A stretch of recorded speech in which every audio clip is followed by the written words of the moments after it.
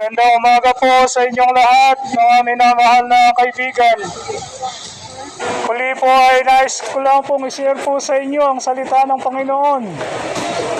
Sabi po doon sa Mateo 24:4 hanggang 7, yung mga palatandaan po ng pagdating na muli ng ating Panginoong Jesucristo.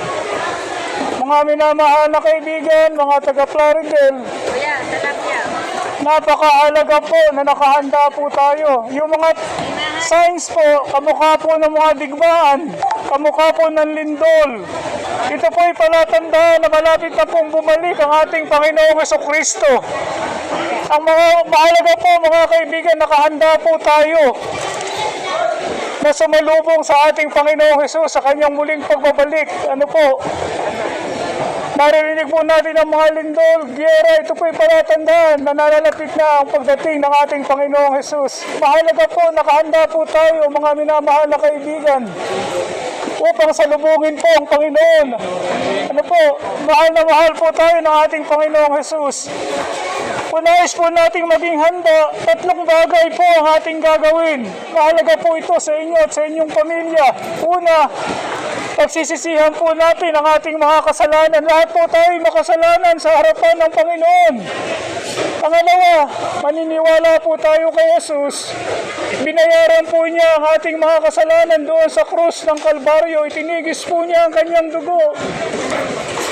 At pangatlo po, tatanggapin po natin si Jesus sa ating puso bilang Panginoon at sariling tagapagligtas. Hindi po ako nangangaral ng relihiyon. Hindi po tayo maililigtas ng relihiyon. Tanging si Jesus lamang po na namatay sa krus ng Kalbaryo. Siya lamang po ang tagapagligtas. Mga kaibigan, nagwawakas na po ako. Kung nais po ninyong manalangin ng pagtanggap kay Jesus, sumunod po kayo sa akin. Panginoong Jesus, salamat po. Inibig mo po ako, minahal ako. Salamat po na namatay ka sa krus ng Kalbaryo. Patawarin mo po ako sa lahat ng aking mga kasalanan. Naniniwala po ako sa iyo. At sa sandali pong ito, tinatanggap kita sa aking puso bilang Panginoon at sariling tagapagligtas. Amen. Baging Diyos, pagpalain mo po ang lahat na nandito, ang kanilang pamilya, ang kanilang hanap buhay. Patuloy po, napakahayag ka po sa kanila.